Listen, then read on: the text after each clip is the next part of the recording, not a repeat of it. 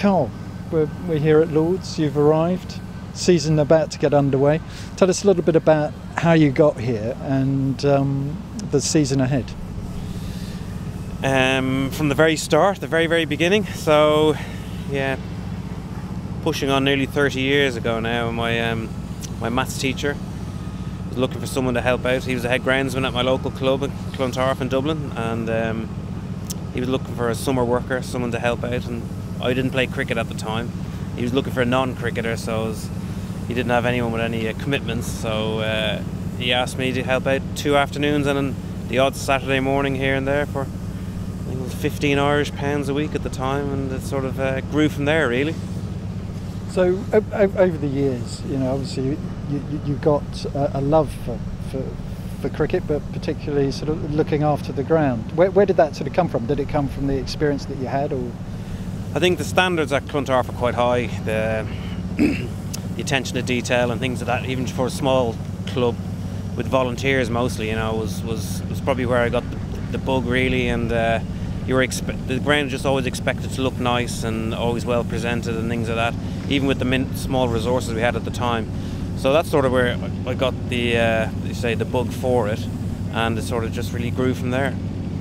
And I didn't know that, but earlier in the year you spoke a bit about it. But you won a Cricket World Ground Care Award back in 2005, I think it was, or 7, and that was your first visit to Lord's. That was my first ever visit to Lord's, yeah. So to win the award was nice, and then obviously to have the presentation and a day out at Lord's is even better. So in terms of that, did that inspire you at all to look around a ground like this and think, well, maybe I could be a groundsman at a test venue? Yeah, I think just before that was probably when I thought I'd seek a career over in county cricket and hope an opportunity came my way. I'd only been to Derby before that, so hadn't been around too many county grounds. So then obviously to come to Lord's was amazing, and to see just the whole ground, the presentation, the way everything looked, and then with the history in it. I'm not too sure I really took it in on my first trip here, but it definitely inspired me, there's no doubt about it, and sort of gave me the urge to drive my career forward.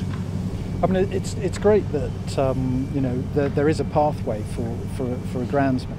I mean, what can you take from your journey here for somebody who's just sort of starting out in a ground care career? Yeah, my pathway probably, I would say, was old school. It was more non-educational and more experience driven. So I was very lucky that I got the opportunity to work overseas, and that sort of grew me professionally and as an individual as well. My first time away from home, I was working in South Africa. You know, it was just a completely different environment to what I was used to. So nowadays, a lot of the young guys coming into the game are now educated. There's more courses around now than there was certainly when I started out, and gives them a great stepping stone to get into the industry.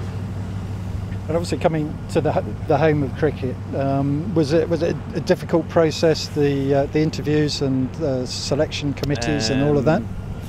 Can you talk about it? I can talk about it. We knew Mick was going to retire. You know, word had got out, and I had always thought if the opportunity ever came up, I'd apply. The job wasn't advertised.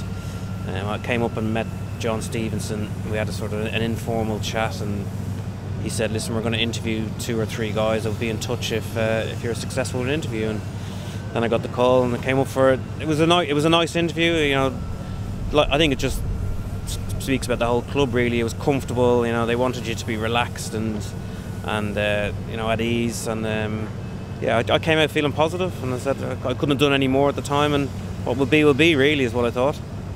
So when you were here back in 2007, and Mick Hunt sort of came up and saw everybody, was there sort of an inkling there at all that you'd ever be here as head groundsman? No, I don't think so. Yeah, say a dream maybe, but not a reality. Even now, you sort of do have to pinch yourself now and again. I think once the season gets underway and we're really stuck into things, and maybe the first major match comes around, then you sort of look around at the full ground and think, wow, this is pretty special, really. So when you were here, did you manage to sort of go and have a look at Mick's shed and all the machinery and stuff like that? I daren't step outside the box, let alone walk around the ground. No, good stuff. Okay, summer ahead. You've got obviously a big summer starting with the county season in a couple of weeks' time. So just take us through your thoughts with the summer ahead. Obviously a big summer, probably the biggest summer Lords have ever had in terms of what kind of cricket we have going on. Outside the World Cup and the Ireland Test and the Ashes Test, obviously we've got a full programme of county cricket and MCC cricket as well. So there's a lot to take in, really, a lot to plan. Pitch plans have been interesting, to say the least, you know, trying to fit everything in, but I think we've come up with a schedule that works for the ground. It's exciting, really, just to see what comes up, and just the major matches is what I really live for, to be honest. So we've got the World Cup. Any particular thoughts on what you're likely to prepare for any of those pitches? Well, I think, like everybody, I think we just like to hope prepare a pretty good one-day pitch, to be honest, something with a bit of pace and a bit of carry, and lets the batsmen really get, bat well, and they do well. One-day cricket is obviously a batsman-dominated game, and it'd be great to see a World Cup that the batsmen are quite strong. So a bit later, after the World Cup final, fantastic full house here. We've got Ireland, England here. Yeah. What are your thoughts about actually preparing a pitch for the home of your birth and playing against England? Well, it's very, very, very exciting. I think, obviously I'll have a lot of friends and people I know, and will just come over naturally for the game, and for me to have a connection with people in the crowd now as well, and being Ireland against England, and the rivalry the two countries have and everything that comes along with it is very special to me.